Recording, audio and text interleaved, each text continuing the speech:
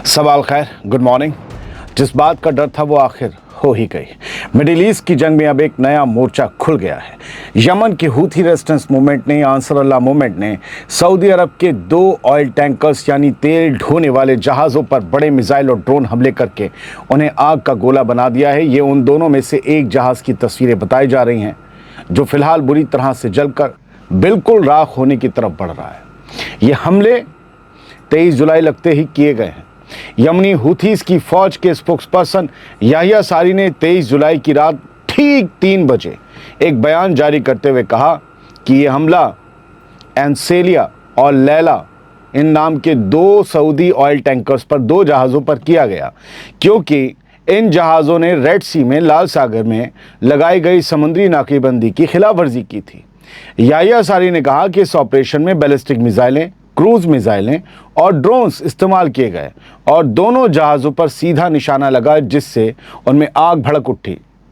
याहिया सारी ने दावा किया कि इस ऑपरेशन के बाद करीब 10 दूसरे जहाज़ों को भी अपना रास्ता बदलकर वापस लौटना पड़ा, क्योंकि उन्हें भी डर था यही होगा।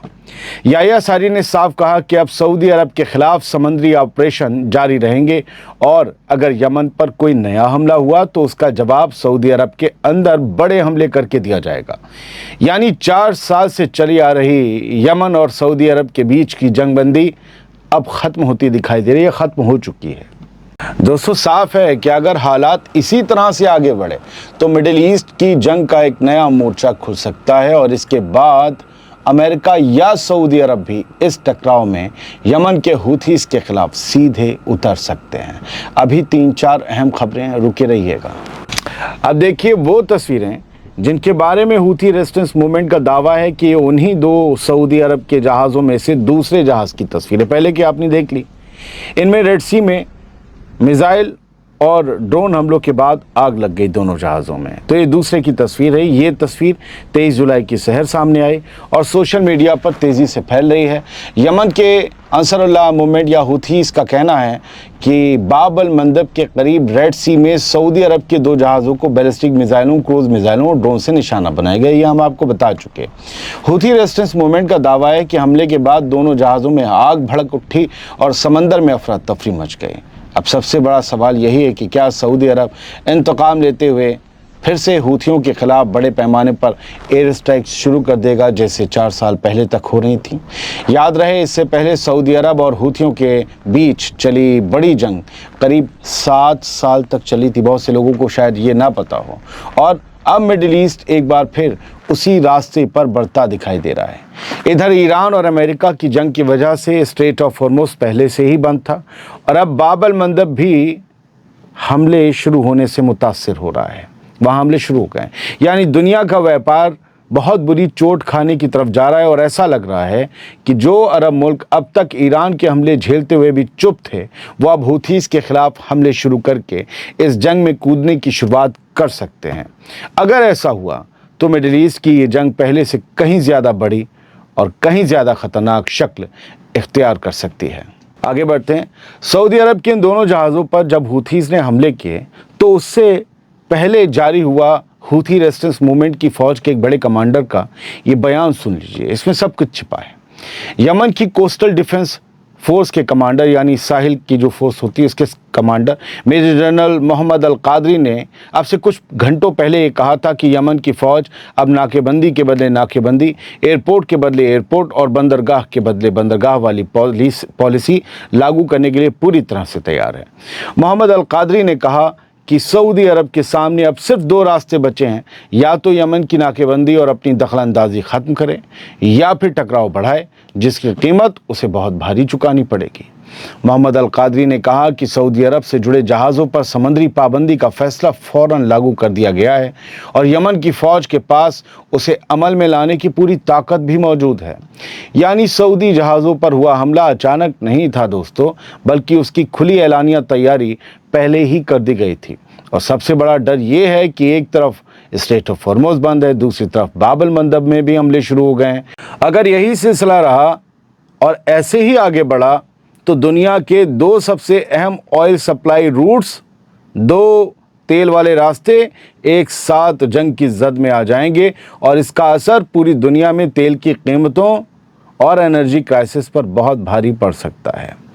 तेल महंगा हो सकता है या तेल का तेल निकल सकता है।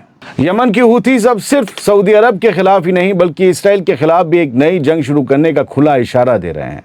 यमनी फौज यानी यमनी आर्म्ड फोर्सेस के नए chief of staff major general Yusuf Hasan al Madani ने कहा कि अगर इसराइल ने गजा पर एक बार फिर बड़े पैमाने पर हमला शुरू किया तो यमन भी फौरन अपने मिलिट्री ऑपरेशंस दोबारा शुरू कर देगा। ये 22 जुलाई को दिया बयान है। यूसुफ हसन अल मदनी ने कहा कि ऐसे हालात में यमन इसराइल के अंदर गहराई तक हमले करेगा और रेड सी के साथ साथ अरब सागर यानी अरेबियन सी में इसराइल से जुड़े जहाज़ों पर समंदरी पाबंदी फिर से लागू कर दी जाएगी। अगर जहाज़ वहाँ पाबंदी के बावजूद निकले तो इसराइल के जहाज़ों को भी ठोका जाएगा।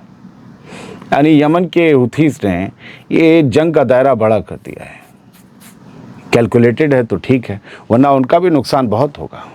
यूसुफ हसन अल मदनी ने कहा है कि यमन और फ़लस्तीनी रेजिस्टेंस मूवमेंट एक ही जंग लड़ रहे हैं, इसलिए गज़ा पर किसी नए हमले का जवाब सिर्फ गज़ा से नहीं बल्कि यमन से भी मिलेगा।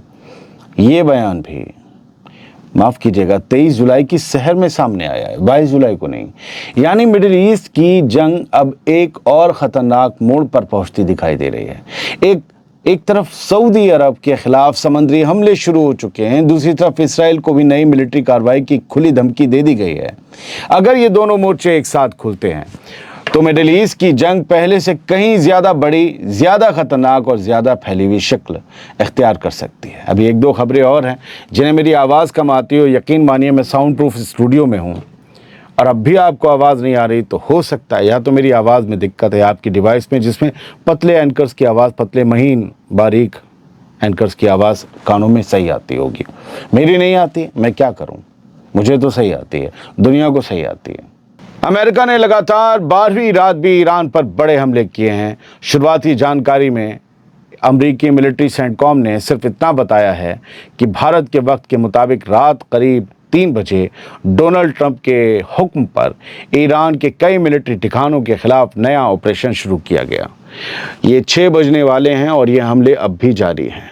सेंटकॉम का कहना है कि इस ऑपरेशन का मकसद ईरान की उस मिलिट्री ताकत को और कमज़ोर करना है जिससे वो रीजन में कमर्शियल जहाज़ों और समुद्री रास्तों के लिए ख़तरा पैदा कर सकता है।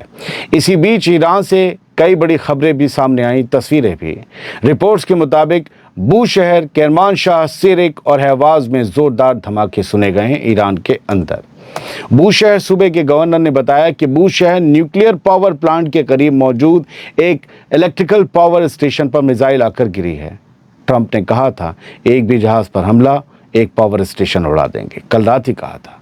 हालांकि ईरानी हुक्काम ने साफ किया है कि हमला न्यूक्लियर रिएक्टर पर नहीं बल्कि उसके करीब मौजूद बिजली के स्टेशन पर हुआ है और किसी रेडिएशन हादसे की कोई जानकारी सामने नहीं आई है। उधर कुछ सोर्सेज तेहरान के आसमान में ईरान के फाइटर जेट्स उड़ने का भी दावा कर रहे हैं इस वक्त तक, जो मैं आपको बता रहा हूँ। इसी दौरान ऐसी रिपोर्ट्स भी सामने आई हैं कि ईरान ने कुवैत में मौजूद अमरीकी ठिकानों पर जवाबी हमले शुरू कर दिए हैं जहां धमाकों और सायरनों की खबरें मिल रही हैं। यानी ईरान और अमेरिका की जंग अब लगातार 12वीं रात भी पूरी शिद्दत के साथ जारी है और दोनों तरफ से हमले पहले से भी ज़्यादा तेज़ होते दिखाई दे रहे हैं।